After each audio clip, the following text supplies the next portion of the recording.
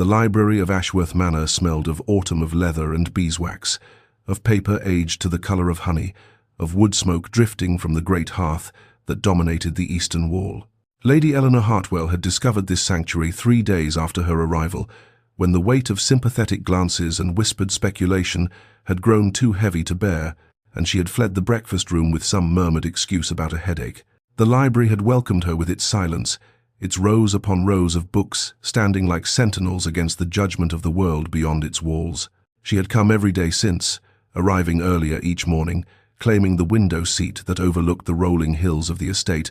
wrapping herself in the threadbare shawl that had been her mother's, and losing herself in volumes of poetry and philosophy that demanded nothing of her but attention. She was a widow of modest means, no, she corrected herself with the brutal honesty that sleepless nights encouraged, a widow of no means whatsoever, invited to the Duke of Ashworth's estate party through the charity of a distant cousin who had married well and pitied poorly. The invitation had been a lifeline she could not refuse, though every moment among the other guests reminded her of how far she had fallen, how thoroughly her late husband's debts and indiscretions had tainted her name. They looked at her with curiosity barely disguised as concern, the gentleman with a particular sort of calculation that made her skin crawl, as though widowhood and poverty had rendered her available for arrangements that no respectable woman would entertain.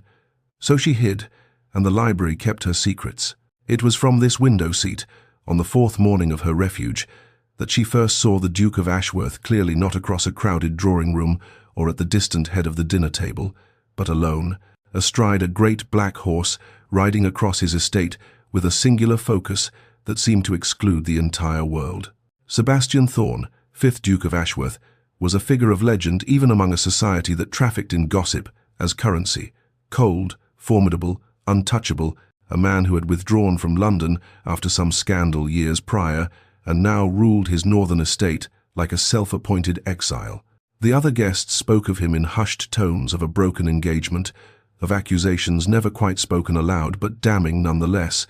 of his preference for solitude over society,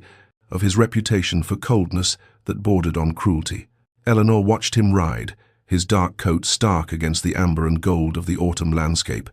and thought he looked not cruel but alone, profoundly and deliberately alone, and she understood that impulse with a clarity that surprised her. He disappeared into the tree line, and she returned to her book, but the words swam before her eyes, and she found herself wondering what drove a duke to exile, what sorrows hid beneath that severe countenance, and whether he too was hiding in plain sight, seeking sanctuary in the vast emptiness of his own estate. Eleanor's mornings developed a rhythm, a careful choreography designed to avoid notice and thus avoid conversation. She rose before the household stirred, when the corridors were still shadowed and silent, when the servants were only beginning their day, and had no time to spare for curious glances at the widow who wandered alone. She would slip down the back staircase, her slippers soundless on stone worn smooth by centuries of footsteps, and enter the library through the lesser door, the one hidden behind a tapestry that she had discovered quite by accident and now used with the possessive familiarity of a creature returning to its den. The morning light that entered through the tall windows was soft at this hour, hesitant, filtering through ancient glass that transformed it into something golden and forgiving. The smell of the library became her comfort, leather and paper, beeswax and wood smoke from the fire that some invisible servant had laid in the night, the faint, dusty scent of pages that held centuries of thoughts and dreams and sorrows not her own. She had claimed her window seat as territory, arranging the cushions just so, keeping her small stack of books on the side table within reach, and it was here, on the 7th morning of her sanctuary, that her solitude was shattered. She did not hear him approach the Duke, moved with a quietness that seemed at odds with his stature, and knew his presence only when his voice, cold and measured and deeply masculine, cut through the silence like a blade. I was not aware the library was in use at this hour. Eleanor started so violently that the book in her lap tumbled to the floor, and she rose with an awkwardness that made her cheeks burn, her curtsy hasty and graceless. "Your Grace, I forgive me. I did not mean to intrude. I shall remove myself at once." "You will do no such thing," he interrupted, and she dared to lift her eyes to his face for the first time since that distant glimpse at dinner. Sebastian Thorne was as severe as his reputation suggested. Dark hair, darker eyes, a mouth that looked as though it had forgotten the shape of a smile, and a bearing that radiated control and distance in equal measure. He regarded her with an expression she could not read, something between annoyance and curiosity, and then bent to retrieve her fallen book, his movements precise. It was then that she saw his hands scarred across the knuckles, a jagged line across the back of his left hand that spoke of old injury, hands that contradicted the image of a man who spent his life in idle, aristocratic pursuits.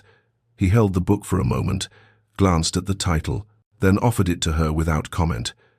"You may continue to use the library, Lady Hartwell.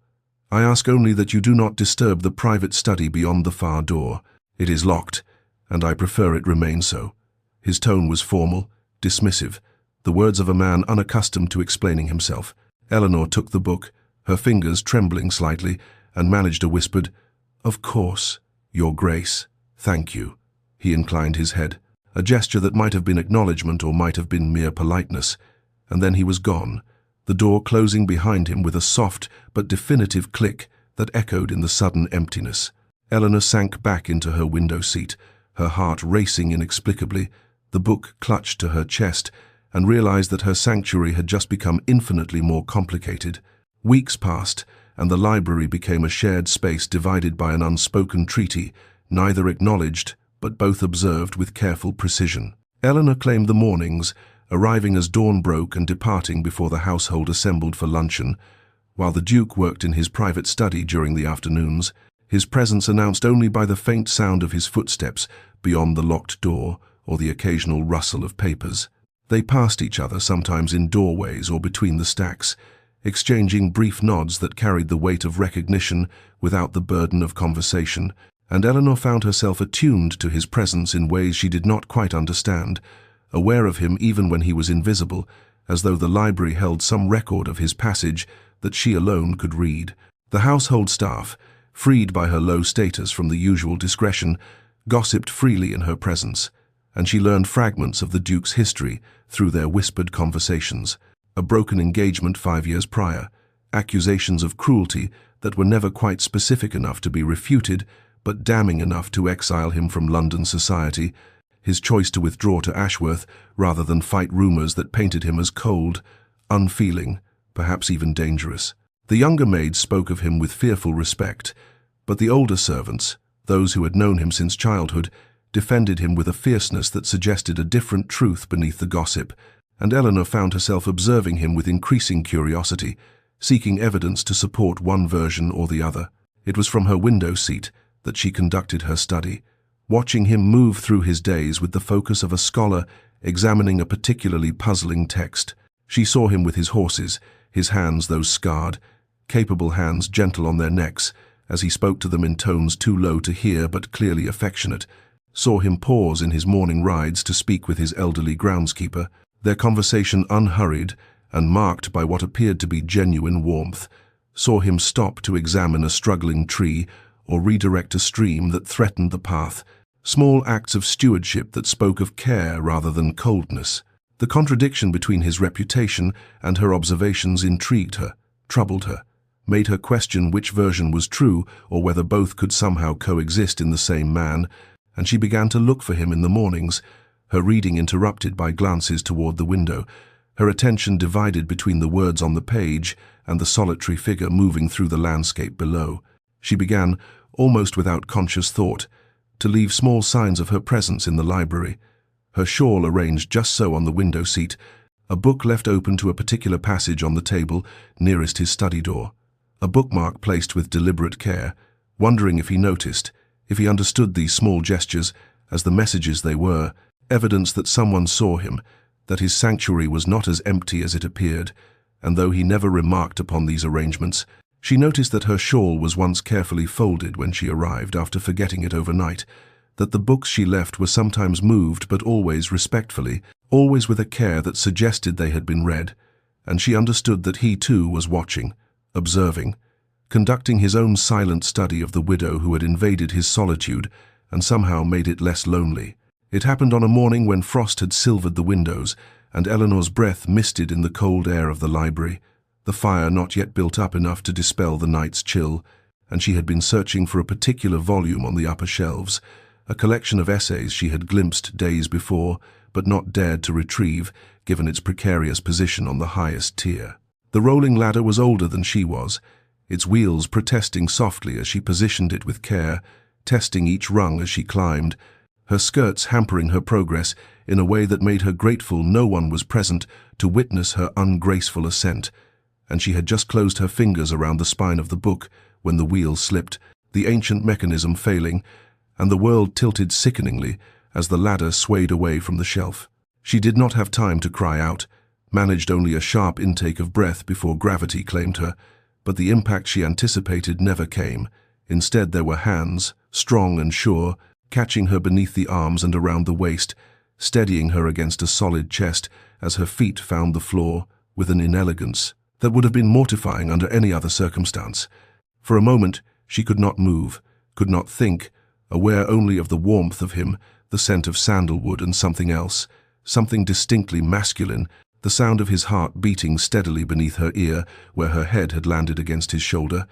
And when she finally gathered the courage to look up, she found Sebastian's face mere inches from her own, his dark eyes fixed on hers with an intensity that stole what little breath she had remaining. "Are you hurt?" His voice was low, urgent in a way his usual formality never allowed, and his hands remained on her waist as though he did not quite trust her to stand unassisted, and she realized with a sharp shock of awareness that she did not want him to let go, that the coldness she had attributed to him was not coldness at all, but control, an iron discipline that kept something else, something heated and almost desperate, carefully contained, and she could see it now, in his eyes, in the tightness around his mouth, in the way his fingers flexed slightly against her sides, as though resisting the urge to pull her closer. I am well, Your Grace, thank you." She could not seem to complete a sentence,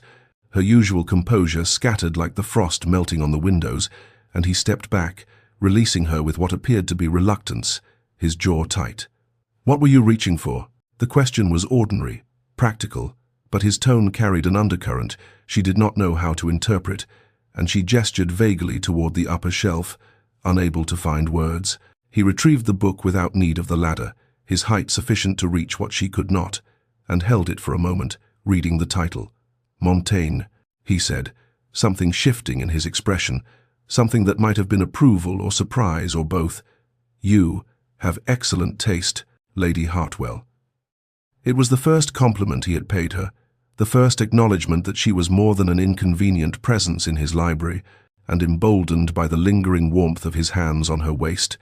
by the way he was looking at her as though truly seeing her for the first time, she found her voice. "Have you read him, Your Grace?" He nodded slowly. "Many times. His thoughts on solitude are particularly relevant." The pause before the last word was weighted with meaning, and she understood suddenly that they were not speaking of philosophy at all, but of themselves, of the parallel isolations that had brought them both to this library, to this moment. "If you enjoy Montaigne," he continued, his voice carefully neutral once more, "you might appreciate Don. I have a collection in my study. I shall leave it for you." It was a small offer, but it felt momentous, an opening of a door that had been firmly closed, and Eleanor accepted the book he held with hands that trembled slightly, their fingers brushing in the exchange, the contact brief but electric. "Thank you, Your Grace," she whispered, and he inclined his head, already turning away, but she saw his hand rise to his chest as he walked toward his study,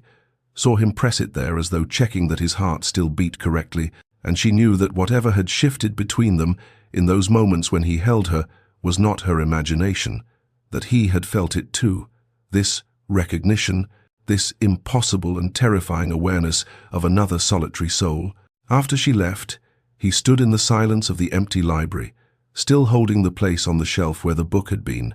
his eyes closed, and when he finally moved, it was to sit heavily in the chair nearest the window where she always read, his head in his hands,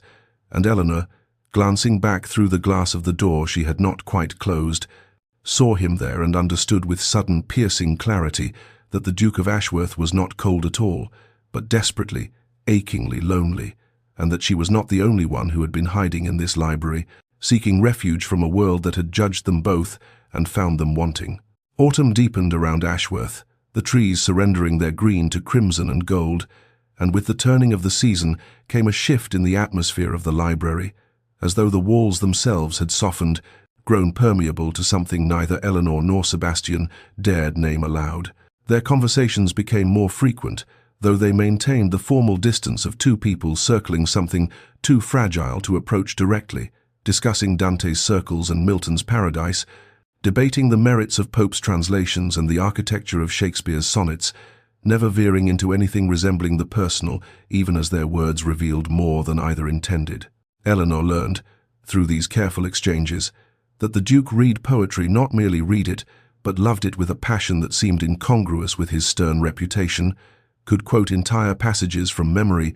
his voice taking on a quality she had never heard when he spoke of Keats or Wordsworth, something unguarded and almost tender that made her chest tighten with an emotion she refused to examine too closely. One rainy afternoon, when the windows wept and the library seemed to exist outside of time entirely, she found a volume of Donne's collected works on her usual table, a place she had not left it, and opening the book, discovered a slip of paper marking a single poem, and written in a hand she was coming to recognize. Elegant, controlled, revealing discipline in every stroke, was a single line: "No man is an island, entire of itself." She sat for a long time holding that paper, reading the line again and again,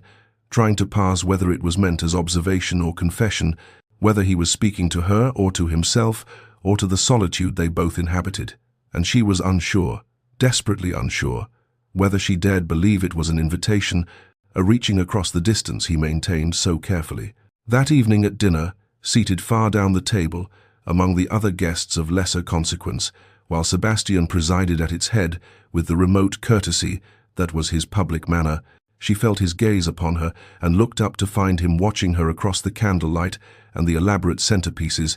his dark eyes fixed on her face with an intensity that seemed to strip away all the pretense of the formal gathering.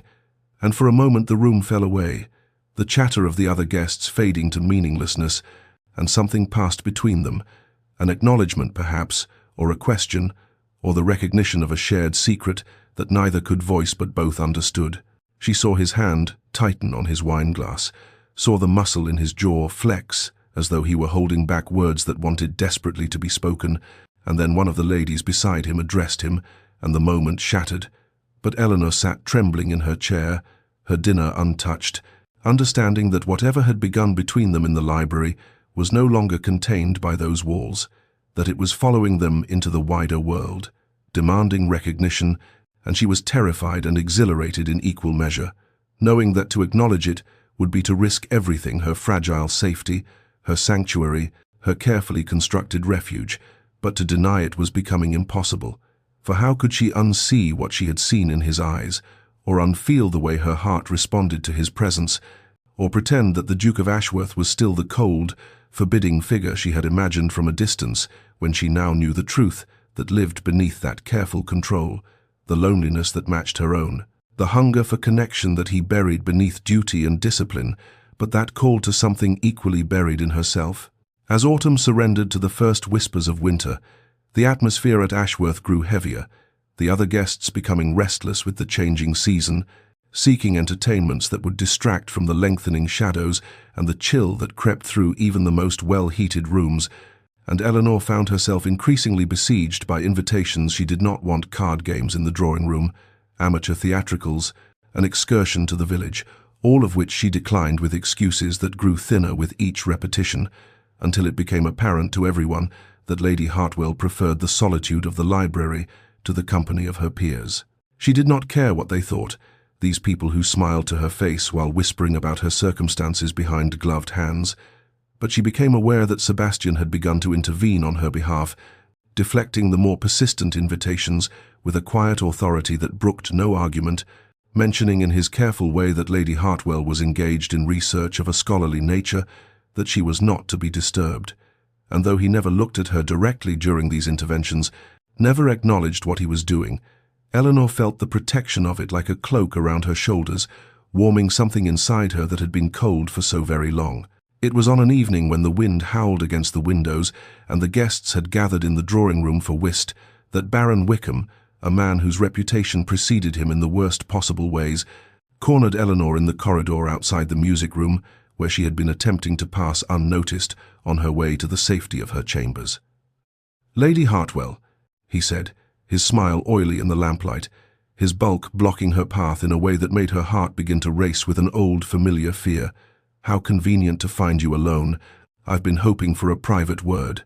She murmured something about retiring for the evening, tried to step around him, but he shifted to prevent her passage, and his smile widened. "I understand your late husband left you in rather unfortunate circumstances," he continued, his voice dropping to a tone that made her skin crawl. "Debts, I'm told, quite substantial debts, and it occurs to me that a woman in your position might be amenable to an arrangement, a mutually beneficial arrangement. You understand you're still young enough to be pleasing, and I find myself in need of companionship of a certain sort, the discreet sort, and I would be generous, very generous indeed, more generous than you're likely to find elsewhere given your reputation." The words hit her like blows, each one stripping away another layer of the dignity she had fought so hard to maintain,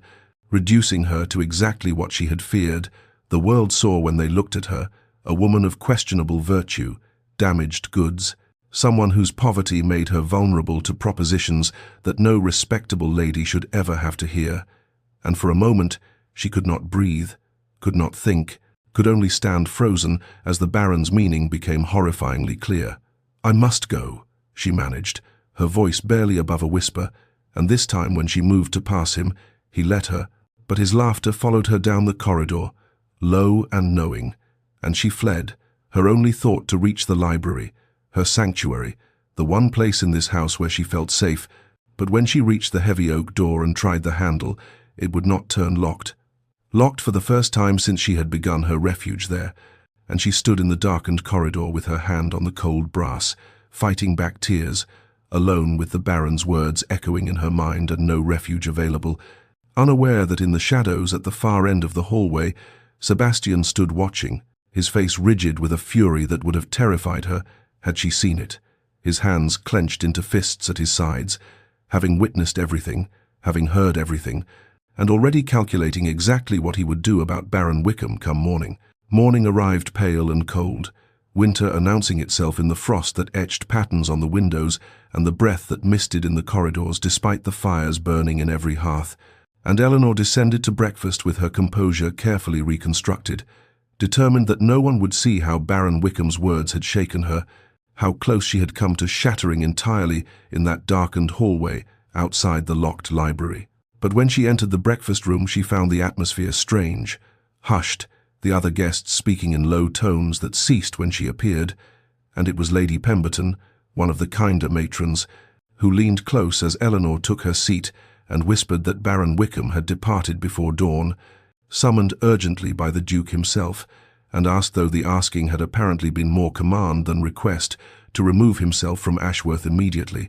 and though no reason had been given publicly, the staff reported that His Grace's tone had left no room for argument or delay. Eleanor's hands trembled as she reached for her tea, understanding immediately what had transpired. What Sebastian had done on her behalf, though he had said nothing to her, would likely say nothing, his protection as silent as everything else between them, and she felt something shift inside her chest, a fortress wall, crumbling, because no one had ever defended her before, not her father who had sold her to settle his debts, not her husband who had seen her merely as a piece of property to be used and discarded, not society which judged her for circumstances beyond her control, but Sebastian, the Duke whom everyone called cold and cruel, had seen her distress and acted without hesitation, without seeking gratitude or acknowledgement, simply because it was the right thing to do, because she mattered to him in ways neither of them had voiced aloud. She went to the library as soon as she could escape the breakfast room, needing the sanctuary of those walls more than ever, and found Sebastian already there, standing at the window with his back to the door, his posture rigid with an emotion she could not name. And when he turned at the sound of her entrance, his face was carefully neutral, but his eyes betrayed him, dark with concern and something fiercer, something that made her breath catch. "Lady Hartwell," he said, formal as always, but she heard the question underneath, the checking to see if she was well, and she wanted to thank him, but the words stuck in her throat, too large and too revealing, so instead she simply nodded and moved to her usual chair, and he watched her for a long moment before returning his attention to the window, and they sat in silence together, a silence that felt less like distance than like understanding, like the quiet that exists between two people who no longer need words to communicate. Winter deepened around them in the days that followed, the first snow falling on a grey afternoon, while Eleanor sat reading and Sebastian worked at his desk, and she found herself drawn to the window, watching as the flakes transformed the landscape into something pristine and otherworldly. And then she saw him, Sebastian, wrapped in a heavy coat, walking alone across the grounds, his dark figure stark against the white accumulation, moving through the snow-covered garden with a solitude so complete it made her heart ache. She understood then, watching him through glass that might as well have been a wall between different worlds, that he was as isolated as she was, that his coldness was not cruelty but protection, that he had built his fortress just as she had built hers. And in that moment, she made a decision that terrified and exhilarated her in equal measure. She would reach out to him, would risk the safety of her sanctuary to bridge the distance between them, would dare to hope that perhaps two people hiding from the world might find in each other a reason to stop hiding, to step into the light together, to be brave enough to be seen. Eleanor's courage manifested first as a trembling in her hands as she stood in Sebastian's study the following afternoon, the book of poetry clutched against her chest like armor, knowing he was out riding and would not return for hours, giving her time to leave this offering and flee before she could lose her nerve entirely. She had chosen the volume carefully, a collection of metaphysical poets, worn leather binding suggesting it had been read many times by previous owners who had also sought meaning in verses about transformation and hope, and she had marked a single passage with a slip of paper, lines by Henry Vaughan, about finding light in the deepest darkness, about how there is in God, some say, a deep but dazzling darkness. And though her hands shook as she placed the book on his desk,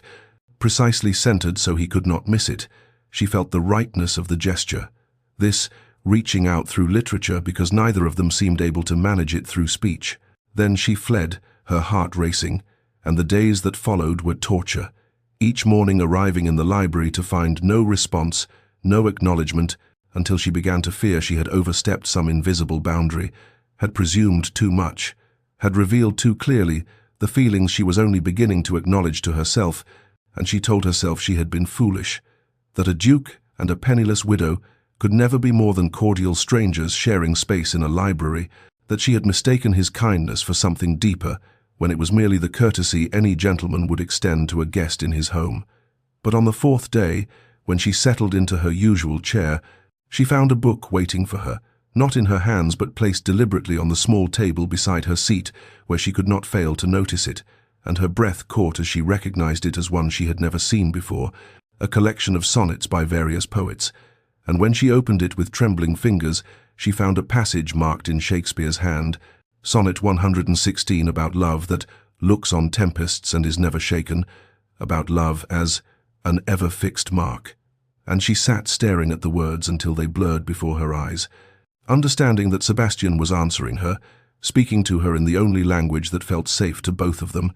and from that day forward, their silent conversation through literature continued, each book a revelation, each marked passage a confession they were too afraid to voice aloud. She left him Keats on beauty and truth, and he responded with Donne on souls that speak without words. She offered him Wordsworth on tranquility, recollected,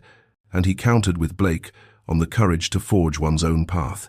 She gave him metaphors, and he returned with declarations barely disguised as verse. And all the while the household staff began to notice that his grace seemed different, lighter somehow, that he smiled now when he thought no one was watching, and his elderly steward remarked to the housekeeper that he had served the Duke since his Grace was a boy, and had never seen him so nearly content, so almost happy, as if some burden he had carried for years was finally lifting. Eleanor knew she was falling in love, had perhaps already fallen, past the point of saving herself,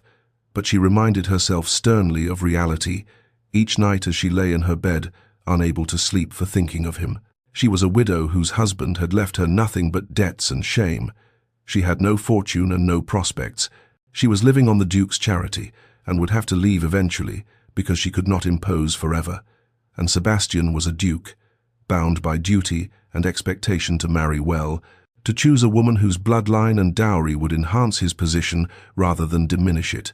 and no amount of poetry exchanged in secret could change the fundamental impossibility of their situation, the gulf between their circumstances that could not be bridged by feeling alone, no matter how profound that feeling might be. Winter deepened around Ashworth with a silence that felt almost sacred,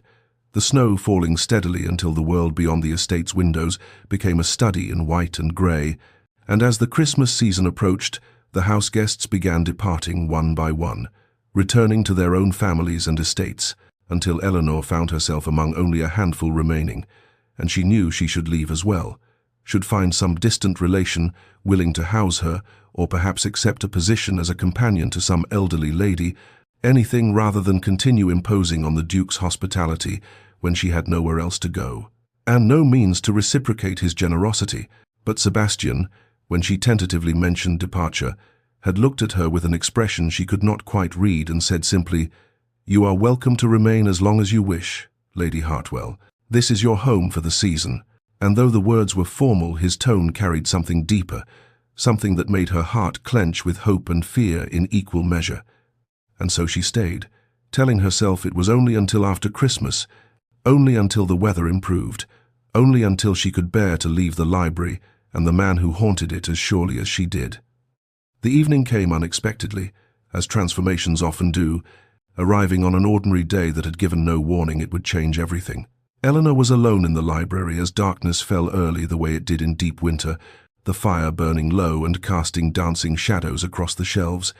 and she had just risen to add another log when she heard the door open and turned to find Sebastian entering. And something in his bearing was different. His usual rigid control loosened slightly, and she realized he had been drinking, not to excess but enough to lower the walls he kept so carefully maintained between them. "Lady Hartwell," he said, and his voice was rougher than usual, carrying an edge she had never heard before. "Eleanor, why do you hide here?" The directness of the question, the use of her given name, startled her into stillness, and she felt her practiced deflections rising automatically to her lips, some light comment about loving books, about the peace of the library, about needing quiet. But he crossed the room toward her, and she saw in his eyes that he would accept no evasions tonight, that something had broken in him or broken through, and he asked again, softer this time, "Why do you hide?" And the gentleness in his tone, so at odds with his fearsome reputation, undid her completely. She tried to deflect, to turn the question aside, but he persisted with a patience that was somehow more devastating than demand would have been, standing close enough that she could see the flecks of amber in his dark eyes, could smell the whiskey on his breath mixed with the cedar and smoke scent that clung to him. And finally, her voice breaking, the words came tumbling out, the truth she had guarded so carefully, the shame she had carried alone. Her marriage had been arranged to settle her father's gambling debts. She had been sold, essentially, given to a man 30 years her senior, who had wanted a young wife to display and use and discard, who had been neither kind nor cruel, but simply indifferent, who had left her nothing when he died except debts and the contempt of a society that blamed her for his failures, that whispered she must have been grasping or manipulative, or worse, to have married so far above her station, and she had nowhere to go and no one to defend her, and she was so tired, so endlessly tired, of being judged for circumstances beyond her control, of being seen as something she was not, of hiding herself away because the world was too harsh and too quick to condemn. Sebastian listened without interruption, his face grave in the firelight, and when she finished, her voice barely a whisper, tears streaming down her face, though she tried desperately to contain them, he stepped closer still and said with absolute conviction, "You are not what they say you are." And in those 8 words Eleanor felt something in her chest crack open, felt the first true warmth she had known in years seep into the frozen places of her heart,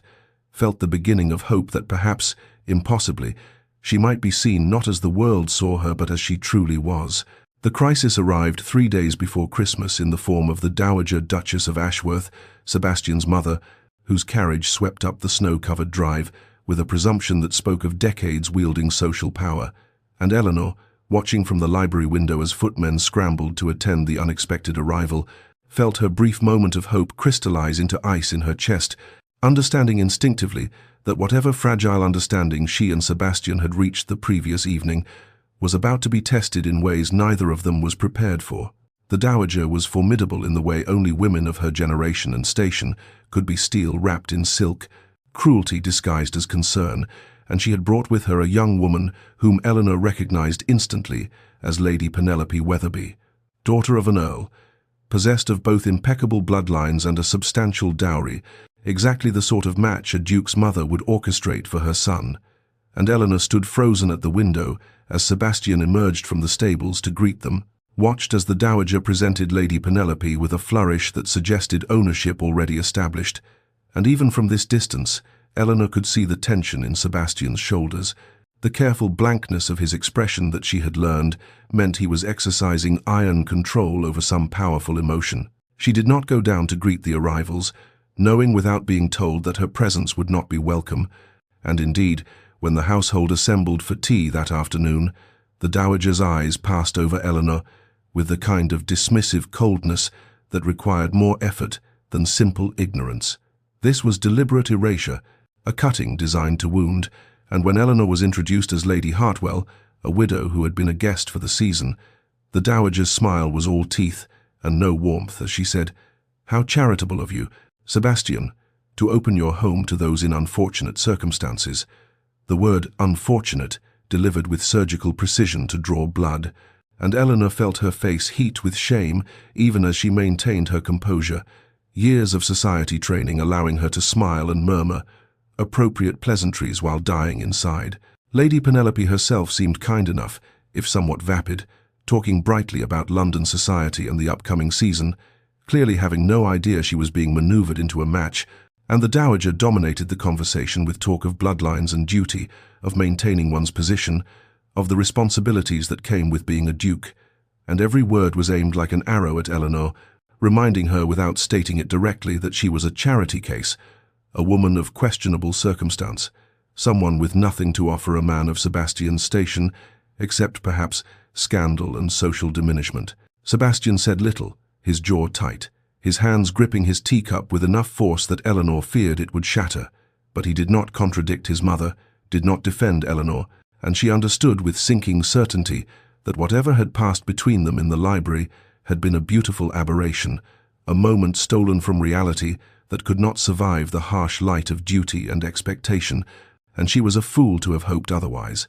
a fool to have revealed her heart to a man who could never truly choose her over the weight of his obligations. That evening she began making plans to leave, drafting letters to distant relations in her mind, calculating how long her meagre savings would sustain her,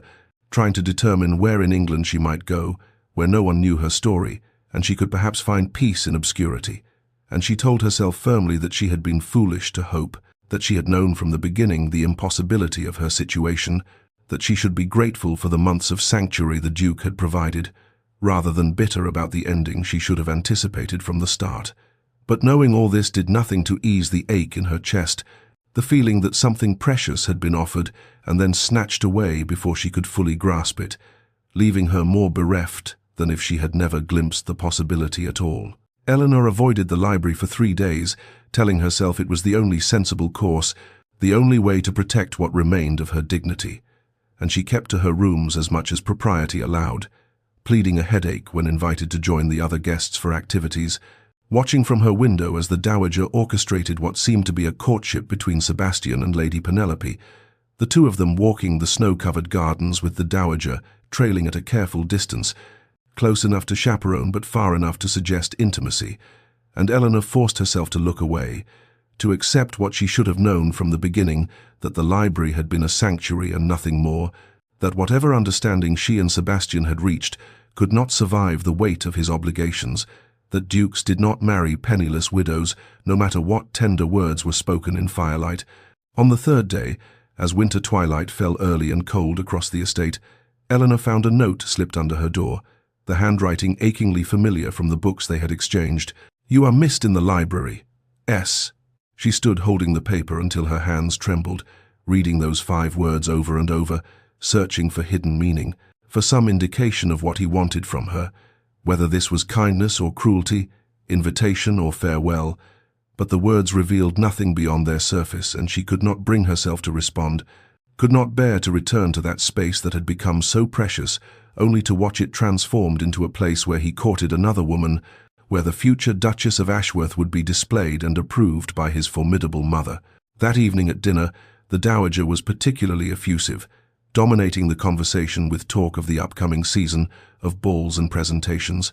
And then, as dessert was served, she made her announcement with the satisfaction of a general claiming victory. Plans were being made for a ball after Christmas, a celebration of the understanding that had been reached between her son and Lady Penelope. Nothing formal yet, of course, but it was only a matter of time before an official betrothal. And wasn't it wonderful that Sebastian had finally accepted his duty to his name and position? Eleanor kept her eyes on her plate, willing herself to show nothing, to be the perfect picture of polite disinterest, but she could feel Sebastian's gaze on her face, could sense the tension radiating from him at the head of the table, and when she finally dared to glance in his direction, she saw that his face remained impassive as marble, but his hands were clenched so tightly around his fork and knife that his knuckles had gone white, and Lady Penelope looked confused and uncomfortable,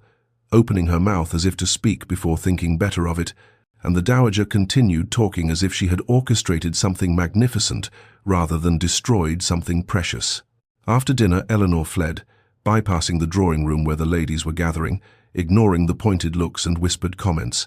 climbing the stairs to her room with the intention of packing, of leaving at first light, regardless of weather or destination. But as she passed the corridor that led to the library, she found her feet carrying her there instead, drawn by a need she could not articulate,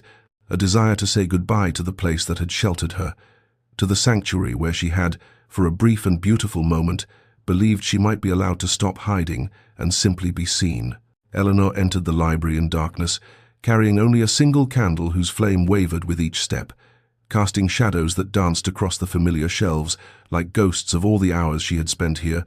and she did not bother lighting the lamps because this was meant to be a farewell, and farewells should be conducted in half-light, in the gentle obscurity that made such things bearable. She moved through the space as one moves through a cathedral, with reverence and sorrow, running her fingers along the spines of books that had become friends, touching the chair where she had spent so many mornings lost in other worlds, pausing at the window where she had first watched Sebastian walking alone through snow and recognized in him a loneliness that mirrored her own, and she whispered goodbye to the room itself, to the sanctuary that had sheltered her when she had nowhere else to hide, to the place where she had, against all wisdom and self-protection, allowed herself to hope for something more than mere survival. The leather and beeswax smell that had become as familiar as breathing seemed more poignant tonight, each sensory detail cutting into her with the sharp edge of loss, and she told herself firmly that she had been grateful for this refuge, that she would carry the memory of these months like a treasure, even as she returned to whatever uncertain future awaited a penniless widow with no connections and a tarnished name. And she was so lost in her silent farewell that she did not hear the door open behind her, did not hear the quiet click of the lock turning, did not sense another presence in the room until Sebastian's voice came from the darkness, low and rough with some emotion she could not name. "Were you going to leave without saying goodbye?" She turned so quickly her candle nearly guttered out, her heart leaping into her throat, and there he was, standing by the door with his shoulders blocking what little light came from the corridor, and even in the darkness she could see he held something in his hand. The key, she realized, the key to the library, and his expression was unreadable. All planes and shadows, dangerous and beautiful, and utterly focused on her face. "Your Grace," she managed, her voice barely above a whisper, her mind racing through explanations and excuses, anything to maintain the dignity she had, so little of remaining. "I did not expect I thought you would be," but she could not finish the sentence, could not speak the words with Lady Penelope, because they would reveal too much of the pain she was trying so desperately to conceal. He moved then, not toward her but sideways, to one of the library's lamps, and lit it with methodical precision, his movements controlled but somehow conveying a tightly leashed tension, and as warm light filled the space between them, she saw his face clearly, and what she read there made her breath catch. This was not the impassive Duke who had sat through dinner while his mother planned his future. This was not the careful gentleman who had maintained such scrupulous distance for months. This was something else entirely, something raw and decided and slightly wild. "No one will disturb us now," he said, holding up the key before slipping it into his pocket, and his eyes never left hers, dark and intense, and filled with an intention she could not interpret, but that made her pulse race, made her acutely aware that they were alone, truly alone, locked away from the household and all its expectations and judgments, and the confrontation she had been avoiding, the conversation she could not bear to have, had finally, inevitably, arrived. "Why have you been avoiding me?" Sebastian's voice cut through the space between them, low and edged with something that might have been anger or hurt or both, and Eleanor felt her carefully constructed composure begin to crack under the weight of that question, under the intensity of his gaze that seemed to see through every defense she had erected in the past 3 days. "I have not been," she began, but he moved then, taking 3 swift steps toward her before stopping, as if restraining himself, as if the control he was famous for was costing him dearly in this moment. "Do not," he said, and his voice was rough now, stripped of its usual measured cadence. "Do not offer me polite evasions. Eleanor, not here, not in this room where we have been more honest with each other than either of us has been with the world." She drew a shaking breath, trying to find solid ground, trying to remember all the reasons she had resolved to maintain distance. "Your understanding with Lady Penelope," she managed, forcing the words past the tightness in her throat. "It would not be appropriate for me to—" "There is no understanding," he interrupted, and now there was definitely anger in his voice, sharp and clean as a blade. "There is nothing between myself and Lady Penelope except my mother's presumption and her damned orchestrations." Eleanor stared at him, wanting desperately to believe but afraid of her own hope, afraid of misunderstanding, and he must have seen something of that fear in her face, because his expression softened fractionally, even as his hands clenched at his sides. "I have spent months," he said, moving closer again, his voice dropping to something almost confessional, "trying to be the gentleman I thought you deserved, respectful, patient, proper, maintaining distance, even when every instinct demanded I close it, speaking in careful formalities, when I wanted to tell you truths I have told no one." He stopped an arm's length away, near enough now that she could see the fine tension in his jaw, the way his breathing had become slightly uneven. "I wanted to be selfless," he continued, "to give you time, to let you choose freely without the weight of my position or my desire influencing you. But I find I am not as noble as I pretended to be, Eleanor, because what I want is to be selfish." The words hung between them, dangerous and thrilling, and Eleanor felt her heart beating so hard she thought he must surely hear it. "You haunt this library," Sebastian said, his voice gone quiet now, intimate, the tone he might use for confession or prayer. "You haunt me, and I find I will not stand by while you disappear from my life as if these months meant nothing, as if I have not come to depend on your presence like I depend on breathing." She was trembling now, her hands clasped together to keep them steady, her mind racing through his words and finding in them an answer to questions she had not dared to ask.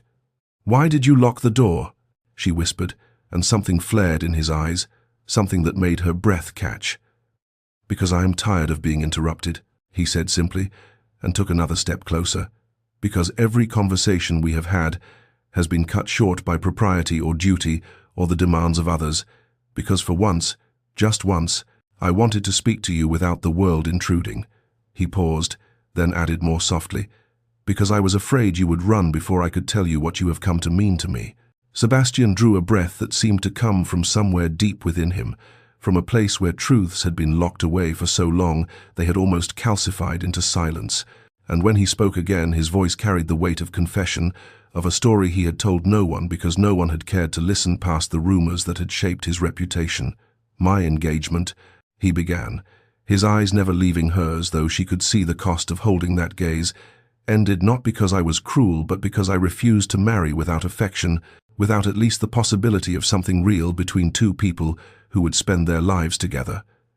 He paused, his jaw tightening with remembered pain. Lady Catherine was beautiful, accomplished, everything society deemed appropriate for a duchess, and she expected our marriage to be one of convenience and mutual indifference, an arrangement that would give her a title and me an heir and nothing more. But I could not, his voice roughened, I could not bear the thought of that emptiness, that pretense, and when I told her I wished to wait, to see if genuine regard might develop between us, she was humiliated, furious that I would question what she saw as a perfect arrangement. Eleanor listened, scarcely breathing, understanding dawning like painful light. She spread rumors, Sebastian continued, told society I had been cold to her, cruel in ways she left to imagination, and I could have fought back, could have revealed her true nature, but what would that have accomplished except to ruin her prospects entirely? He shook his head slowly. So I retreated, accepted society's judgment, chose isolation over a battle that would destroy us both,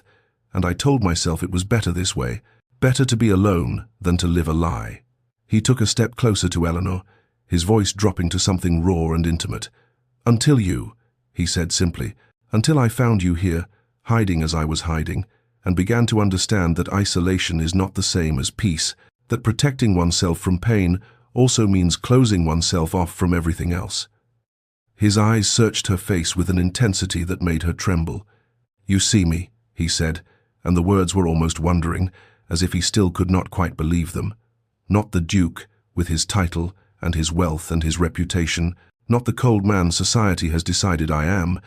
but me, Sebastian, the man who reads poetry in secret and stands at windows watching snowfall, and has been so lonely for so long, he had almost forgotten what connection felt like. Eleanor felt tears sliding down her cheeks, felt something breaking open in her chest, all the careful walls she had built crumbling under the weight of his honesty and her own desperate need to match it. "My marriage," she whispered, her voice shaking but steady enough to carry truth, "was arranged to cover my father's gambling debts, a transaction where I was the payment for his mistakes, and my husband was not kind. Sebastian, he was not." She had to stop, had to breathe through the memories that still carried the power to wound. He was cold and dismissive, and made it clear I was a disappointment, a burden he had taken on for the money my father's creditors paid him to assume the debts along with the wife. She saw Sebastian's hands clench, saw fury flash across his face on her behalf, but she pressed on, needing him to know all of it. His death left me free but penniless, with nothing but a tarnished name and society's judgment that I must have been at fault somehow, that a better wife would have inspired better treatment, and I have been hiding from that judgment, from the world that looks at me and sees only failure and shame and a woman alone with no protection or prospects. She lifted her eyes to his, saw him through the blur of tears and found his gaze unwavering, accepting, full of something that might have been tenderness or rage or both.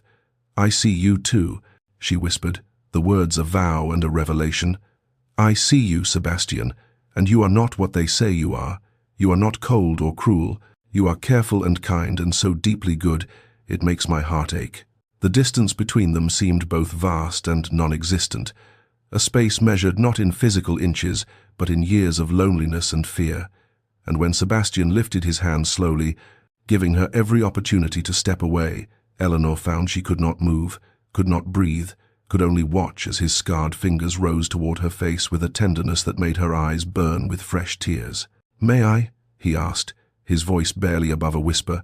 and she nodded because words had deserted her entirely, and then his palm was cradling her cheek with such careful reverence she thought she might shatter from the sweetness of it, from the simple, devastating fact that this powerful man was asking permission to touch her as if she was something precious rather than the damaged, debt-ridden widow society had dismissed. "I am not a man of poetry and speech," Sebastian said, his thumb brushing away a tear that had escaped down her cheek.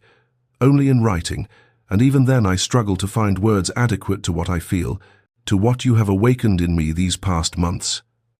Eleanor turned her face into his palm, pressing a kiss there that made his breath catch audibly. "Your actions have been poetry enough," she whispered against his skin. "Every book you left for me, every moment you stood between me and society's cruelty, every time you looked at me as if I mattered, Sebastian, you have been writing me love poems in everything you do." Something broke in his expression then, some final restraint giving way, and he drew her closer with his other hand settling at her waist, pulling her against him until she could feel the rapid beating of his heart through the layers of fabric between them. "Eleanor," he said, and then her name again, as if it were a prayer or a plea, and she rose on her toes at the same moment he lowered his head, and their lips met in a kiss that began tender and tentative, a question both were asking and answering simultaneously. The gentleness lasted only a moment before something deeper surged between them, years of isolation, seeking connection, loneliness, reaching for its mirror, Two people who had learned to protect themselves through distance, suddenly discovering that closeness could be its own kind of salvation. Eleanor's hands found their way to his shoulders, then into his hair, and Sebastian made a sound low in his throat that was pure need, pure relief, his arms tightening around her as the kiss deepened into something that felt like homecoming and awakening at once. When they finally parted, both trembling and breathless, Eleanor could see herself reflected in his eyes, not as the world saw her but as he did, precious and desired, and worth choosing, despite every obstacle society might place in their path. "Stay," Sebastian said, his voice rough with emotion, his forehead resting against hers. "Stay not as my guest, not as a refugee in my library, but as my future duchess, as my wife, as the woman I choose above all others." Fear flickered through Eleanor's chest, old and familiar. "Your mother," she began, but he silenced her with a finger against her lips. "Will learn to accept it or will find herself unwelcome in our home," he said firmly, then took both her hands in his, holding them against his chest where she could feel his heart still racing. "What of society, their judgments, the scandal?" She tried again, because she needed him to understand what he would be sacrificing, but Sebastian shook his head, his grip on her hands tightening. "Let them talk," he said, and there was steel beneath the tenderness in his voice now, the determination of a man who had made his choice and would not be swayed. "I have lived in their silence long enough, Eleanor, exiled myself to avoid their censure, shaped my entire life around their good opinion, and what has it brought me except emptiness and loneliness and years of pretending not to feel?" He pulled her hands to his lips, kissing her knuckles one by one. "I choose you," he said against her skin. "I choose us, and whatever consequences follow, we will face them together, and I swear to you that you will never hide again, never apologize for existing, never be made to feel less than the remarkable woman you are." The morning arrived with a pale winter sun that did little to warm the frost-covered grounds, and Eleanor woke in her chamber with the memory of Sebastian's kiss still burning on her lips and his promise, "I choose you," echoing in her mind like a vow that seemed too precious to be real, too fragile to survive the harsh light of day and the inevitable confrontation with his mother, the formidable dowager duchess whose disapproval had been as cold and cutting as the winter wind. Eleanor dressed with trembling hands, uncertain whether she should seek Sebastian out or wait for him to come to her, uncertain of everything except the fact that she loved him, and that love, however new and tender, had given her a courage she had not possessed before, a willingness to fight for what they had found together in the sanctuary of his library. She did not have to wait long. Word spread through the household with the peculiar efficiency of servants who observed everything and judged little, and by mid-morning Eleanor learned from her maid, a kind girl named Mary, who had shown her nothing but gentleness, that his Grace had requested a private audience with the dowager in his study, that voices had been raised, that the confrontation everyone had sensed building had finally broken like a storm. Eleanor was not present for the battle, was deliberately excluded as Sebastian faced his mother alone, but Mary brought her details later, whispered accounts pieced together from what the footmen had heard through the heavy oak door. The dowager had been furious, her voice rising in outrage as she demanded to know how Sebastian could even consider such an unsuitable match, a penniless widow with a tarnished reputation and debts that followed her like shadows, when Lady Penelope was everything a duchess should be, well-bred, wealthy, biddable, appropriate. Sebastian's responses had been quieter but immovable, each word apparently delivered with the cold precision of a man who had made his decision and would not be swayed by manipulation or maternal guilt, and when the dowager had threatened social ruin, had predicted that society would turn against them both, that his choice would disgrace the family name. Sebastian had reportedly said, with devastating calm, that Lady Eleanor Hartwell was to be his duchess, that if his mother could not accept this with grace and welcome Eleanor as her daughter, she was free to return to London and consider herself no longer welcome at Ashworth. The household had apparently gone silent after that pronouncement, the footmen exchanging wide-eyed glances as the dowager, unaccustomed to defiance from her son, had sputtered protests that fell on stone, and within hours she had ordered her belongings packed, her carriage prepared, her departure arrangements made with the tight-lipped fury of a woman who had lost a battle she had assumed already won. Lady Penelope, Mary reported with something like admiration, had sought private audience with the dowager, and confessed she had never wanted the match, that she had been relieved when Sebastian showed no interest in courting her, that she wished his Grace and Lady Eleanor every happiness, which had only further enraged the dowager, who departed predicting disaster and ruin, her carriage disappearing down the frost-covered drive like a dark portent. Sebastian found Eleanor in the library that afternoon, standing at the window watching the empty drive where his mother's carriage had vanished, and when she turned to him, she saw exhaustion in his face but also peace, a lightness that suggested a burden lifted. And before she could speak, he crossed to her and took both her hands, telling her everything, holding nothing back, and Eleanor found herself overwhelmed by the simple, devastating fact that he had chosen her over his mother's approval, over society's expectations, over the easier path. "No one has ever chosen me," she whispered, the words breaking. "Not over convenience, not over duty, not over anything." And Sebastian drew her into his arms, holding her as she wept against his chest, and when her tears finally subsided, he took her face in his scarred hands and told her he had something to ask her properly, formally, in the way she deserved. He reached into his pocket and withdrew a ring, his grandmother's ring. He explained, sapphires and diamonds set in gold, a family heirloom. His mother would be furious to know he was bestowing on Eleanor, and he knelt before her in the library, where they had found each other, surrounded by books and winter light, and asked her to be his duchess, his wife, his partner in facing whatever society and scandal might bring. Eleanor's vision blurred with fresh tears as she said yes, as she felt him slide the ring onto her finger where it settled like a promise, like an anchor, like proof that she was no longer hiding but choosing, no longer afraid but loved. Months later, when spring arrived and transformed the frost-bound grounds of Ashworth into something alive with color and promise, Eleanor found herself navigating a transformation of her own, from hiding widow to duchess, to be a journey that would have been impossible without Sebastian's steady presence at her side, his hand always reaching for hers when society's judgment threatened to overwhelm her courage. The wedding preparations unfolded through March and into April, and Eleanor discovered that the world beyond Ashworth was not uniformly cruel. Some of society did indeed scorn their match,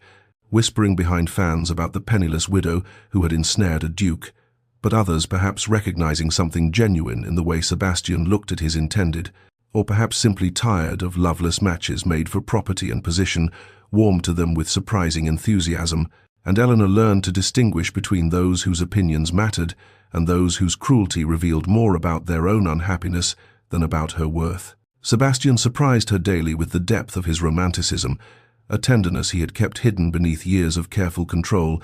but now expressed with increasing freedom. She would find love notes tucked into books throughout the library, each one containing a line of poetry or simply her name, written in his distinctive hand, as if he needed to practice claiming her, to make real, through repetition, what still felt like a dream. He took her, riding across the estate at dawn, when the world was still soft, with mist and possibility, showed her the hidden corners of Ashworth that he had explored in his years of isolation, a grove of ancient oaks, where bluebells carpeted the ground in spring, a stream where he had spent afternoons as a boy trying to escape his father's expectations, a hill from which one could see 3 counties and feel both the weight and the freedom of the land that was his responsibility and inheritance. Eleanor bloomed under his attention and protection like something that had been kept too long in darkness, finally brought into sunlight, her confidence growing not because Sebastian made her feel safe from the world's judgment, but because he made her feel worthy of fighting against it, worthy of taking up space and speaking her mind, and becoming the kind of duchess who would be remembered not for her birth or her fortune, but for her compassion and her courage. The library remained their private sanctuary even as the household bustled with wedding preparations, a place where they could retreat from the demands of society and simply be Eleanor and Sebastian rather than Lady Hartwell and the Duke. And one morning in early April, the wedding mere days away, she found him there, among the books that had witnessed their entire courtship, and told him, with tears in her eyes and wonder in her voice, that she had never been happier, that she had not known happiness like this was possible for someone like her. Sebastian had pulled her into his arms, held her as if she were infinitely precious, and confessed in a voice rough with emotion that he felt the same, that she had given him back not just happiness but hope, not just love but the belief that he deserved it, that they deserved it together. They married in the estate's chapel on a brilliant April afternoon, with spring flowers, daffodils, and early roses and branches of apple blossom, filling the small space with fragrance and colour. And when Sebastian lifted Eleanor's veil and saw tears streaming down her face, he whispered that she need never hide again, and she whispered back that she had no intention of hiding when she had him to stand beside, and their kiss was witnessed by those who loved them and blessed by a future that suddenly seemed boundless with possibility. 3 years passed, and with them came a transformation so complete that sometimes Eleanor, now the Duchess of Ashworth in truth as well as title, would catch her reflection in the library windows and marvel at the woman she had become, no longer hunched with shame or hiding in the margins, but standing tall, moving through the world with a confidence that came not from arrogance, but from being truly known and truly loved. The Duke and Duchess of Ashworth had become known throughout the county and beyond for something rare in their elevated circles: genuine happiness, a partnership that went deeper than duty or convenience, and their estate had flourished under their joint stewardship in ways that surprised even those who had initially predicted disaster. Together they had restored Ashworth's crumbling east wing,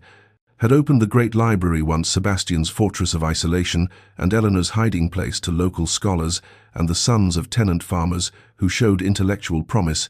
had established a fund for widows in difficult circumstances, a cause Eleanor championed with the passion of someone who remembered all too well what it meant to be vulnerable and alone. The whispers that had once followed them, the scandalous match, the penniless widow, the cold duke, had faded into something warmer, stories of the Duchess who remembered everyone's names, and the Duke who had softened into someone capable of laughter. And if some of London society still sniffed with disapproval, Eleanor had learned that their judgment held no power over a happiness built on truth and choice. Sebastian, for his part, had been revealed in his element,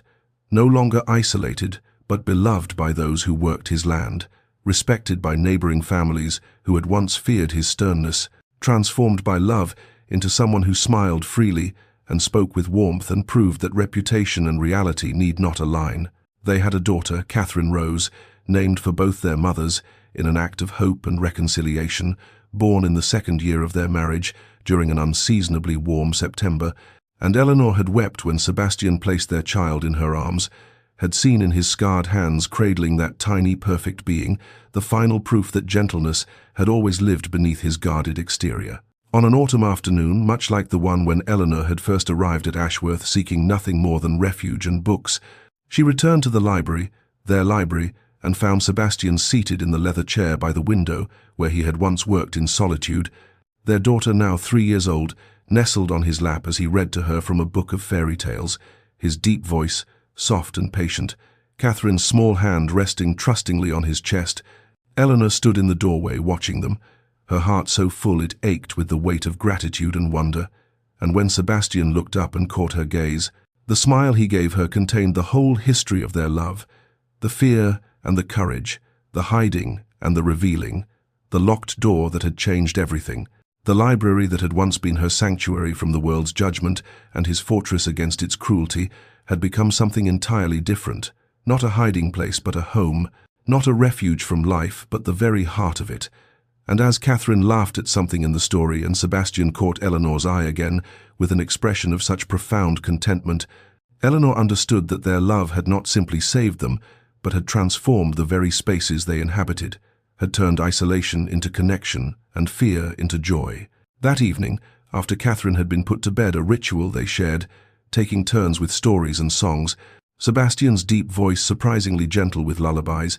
He claimed not to remember learning. They returned to the library as they so often did, when the house had settled into quietness and the demands of the day had released them, back to each other, and Eleanor found herself drawn to the window where she had once stood watching Sebastian walk alone through the first snow, that image of isolation that had broken her heart and given her the courage to reach out to him through books and poetry when words seemed too dangerous. Now they stood together at that same window, his arm around her waist, her head resting against his shoulder, and the autumn darkness beyond the glass reflected their joined silhouettes back at them like a promise kept. "Do you ever think about how different our lives might have been?" Eleanor asked softly, her fingers tracing idle patterns on his chest. "If I had chosen a different estate to visit that season, if I had not sought refuge in your library, if I had been braver or more foolish and faced society's judgment elsewhere. Sebastian was quiet for a moment, and she felt rather than saw his contemplation, the way he considered questions seriously before answering, one of the 1,000 small things she had learned to love about him. "I think about it often," he admitted finally. "How close we came to missing each other entirely. How many small choices led to that first morning when I found you here and was too much a coward to admit I was grateful for the intrusion." He turned her gently to face him, his scarred hands she now knew had been injured, saving a stable boy from a fire, another truth hidden beneath rumors, cradling her face with infinite tenderness. "I think about the courage it took for you to stay when everything in your experience told you to run, to hide, to protect yourself. I think about that night when I locked the door because I could not bear to lose you without fighting for you, and how terrified I was that you would reject me, that I had misread everything between us." Eleanor's eyes filled with tears, the good kind, the kind that came from being understood so completely that even fear could be shared without shame. "We almost missed each other," she whispered. "We were both so afraid, so convinced we were unworthy of love." They stood together as evening deepened into night, and when Sebastian asked her, as he still did sometimes, as if he needed reassurance that their happiness was real and enduring, whether she was truly happy, Eleanor thought about the woman she had been when she first arrived at Ashworth, ashamed, hiding, convinced that safety meant invisibility and that she deserved nothing more than the margins of other people's lives. "I never knew happiness was possible until you," she told him, the words inadequate but true. "Not just happiness, but this being known completely and loved anyway, being seen in all my fear and failure and chosen regardless. You taught me that hiding is not the same as safety, that vulnerability is not weakness but the greatest courage." Sebastian kissed her then, soft and deep, and in that kiss was the history of their love. Every book exchanged, every stolen glance, every risk taken, every wall slowly dismantled until two isolated souls found themselves not alone, but inexplicably, impossibly together. Later, much later, when the fire in the library hearth had burned low and the candles had guttered to soft glowing pools of wax, Sebastian and Eleanor remained together in their sanctuary, and he drew her to the ancient leather sofa where they had shared so many conversations, first tentative and formal, later intimate and unguarded, and they sat in companionable silence that needed no words, because they had long ago learned each other's languages beyond speech. Eleanor's head rested against his shoulder, his fingers tracing slow patterns on her arm, and the library around them held all their history in its walls. The fear and the courage, the books exchanged like confessions, the locked door that had forced truth when politeness would have let them slip past each other into separate lonely futures, and Eleanor found herself thinking about all the people in the world who were hiding as she once hid, seeking sanctuary from judgment and pain, building walls to keep hurt out, but also keeping love at bay. Sebastian kissed the top of her head, a gesture of such casual tenderness that it still made her heart catch even after 3 years of marriage, and she tilted her face up to meet his gaze, those grey eyes that had once seemed so cold, now warm with the firelight, and something deeper, something that had saved them both from their separate isolations. And when he kissed her properly, deeply, it was both familiar and new, the way love renews itself when built on truth rather than illusion. But dear listener, let us step back from Sebastian and Eleanor's happiness for a moment. Let us consider what their story means for those of us who have not yet found our locked doors and the courage to stay when staying seems impossible, because this is not simply a tale of a duke and a widow in a library during autumn, though it is that too, but a story about the sanctuaries we build to protect ourselves and the moment when sanctuary must transform into something else or become a prison of our own making. We all hide sometimes, do we not? We all seek refuge from a world that judges too harshly and understands too little, that reduces us to our mistakes and our circumstances and cannot see the complexity beneath the surface. And there is no shame in needing shelter, in finding places where we can breathe without performance or pretense. But here is the truth that Eleanor and Sebastian learned. Sanctuary becomes prison when we forget that safety and stagnation are not the same thing, when we choose invisibility over the terrifying vulnerability of being truly known. Love, real love, the kind that transforms and redeems, requires the courage to unlock the door we have so carefully barred, To let another person see not just the version of ourselves we have carefully curated, but the frightened, flawed, scarred truth beneath. And that is perhaps the most terrifying risk we ever take, because there is no guarantee of acceptance, no promise that the person we reveal ourselves to will choose us rather than our carefully constructed facade. Sometimes the coldest person is simply the most afraid. The most isolated is the one most longing for connection. The most judgmental has judged themselves most harshly. And if we can learn to see past surfaces and reputations to the hidden hearts beneath, we might find that the person we have been avoiding or dismissing is the very one who could understand us best. So, if you find yourself hiding, dear listener, know that your need for sanctuary is valid and human, but ask yourself, is this place of safety still serving you, or has it become a cage? And if someone approaches your locked door, not to force it, but to knock gently and wait, consider the possibility that the greatest courage is not in hiding successfully, but in being seen anyway, in risking rejection for the possibility of genuine connection, in transforming the place you hide into a place you can truly live. May you find your library and your locked door, your moment of choice between safety and love, and may you have the courage to stay when every instinct tells you to flee, because sometimes the ending is really a beginning, sometimes the locked door is not a barrier but an invitation, and sometimes the person on the other side is waiting, has been waiting for you to let them in.